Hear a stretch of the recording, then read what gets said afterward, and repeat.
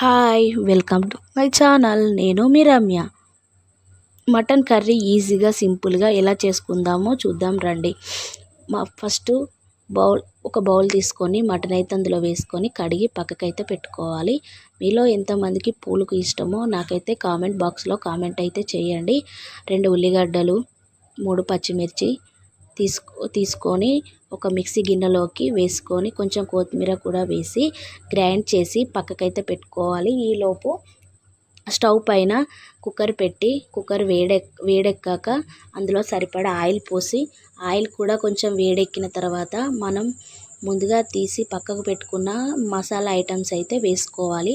Masala items వేసుకున్న తర్వాత అవి కొంచెం వేడెక్కి చిటపటలాడుతూ ఉండంగానే మనం ముందుగా గ్రైండ్ చేసి పక్కకు పెట్టుకున్న ఉల్లిగడ్డ పేస్ట్ అయితే అందులో వేసుకోవాలి. ఉల్లిగడ్డ పేస్ట్ అందులో వేసుకొని బాగా కలపాలి.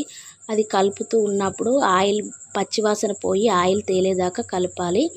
అందులోనే 2-3 పచ్చిమిర్చి కూడా వేసి బాగా కలుపుకోవాలి.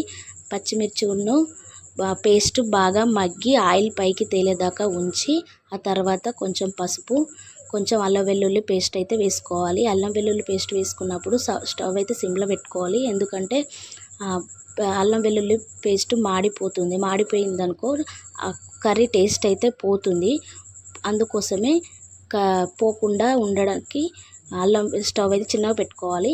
అల్లం వెల్లుల్లి పేస్ట్ బాగా మగ్గి ఆయిల్ బాగా తేలినాక అందులో మనమైతే మటన్ వేసుకోవాలి. మటన్ వేసుకొని మొత్తం మటన్ అంతా వేసుకొని బాగా కలుపుకోవాలి. ఆ తర్వాత అందులో ఉన్న వాటర్ పర్సెంటేజ్ మొత్తం పీల్చుకునేదాకా ఫ్రై చేసుకుంటూ ఉండాలి. ఎందుకంటే మనం ఉప్పు కారం వేసినప్పుడు ముక్కకు పట్టదండి. అందుకోసమే మటన్ ఫ్రై అయ్యేరాక ఉంచి ఆ తర్వాత ఉప్పు కారం అయితే వేసుకోవాలి. కారం 2 టేబుల్ స్పూన్లు, ఉప్పు 2 టేబుల్ స్పూన్లు వేసుకొని బాగా కలుపుకోవాలి. వేసుకున్న తర్వాత బాగా కలుపుకొని ఇది కూడా ముక్కకు పట్టేదాకా ఉప్పు కారం ముక్కకు పట్టేదాకా ఫ్రై అయితే చేసుకోవాలి. ఆ తర్వాత ఫ్రై చేసుకొని ఆయిల్ పైకి తేలేదాకా ఉంచుకోవాలి. ఆ తర్వాత మీకు సరిపడా వాటర్ పోసుకొని కలుపుకొని మూత అయితే పెట్టేసి విజిల్స్ వచ్చే వరకు ఉంచుకోవాలి. ఈలోపు మనం మసాలా రెడీ చేసుకోవాలి. ధనియాలు వేయించి పక్కకు పెట్టుకునేవన్నీ రెడీ చేసి పక్కకు పెట్టుకున్నాను.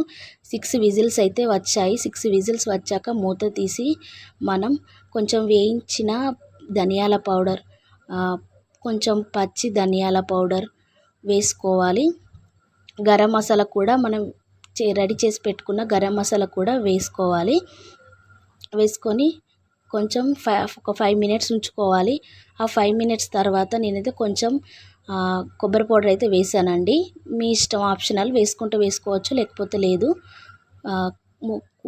ముక్క ఉడికిందో లేదో చూసుకొని కొంచెం పైన కొత్తిమీర అయితే చల్లుకోవాలి. అంతేనండి, ఎంతో సింపుల్గా రెడీ మటన్ కర్రీ అయితే రెడీ అండి. ఈ వీడియో అయితే మీకు నచ్చినట్టయితే లైక్ చేసి షేర్ చేయండి, కామెంట్ చేయండి.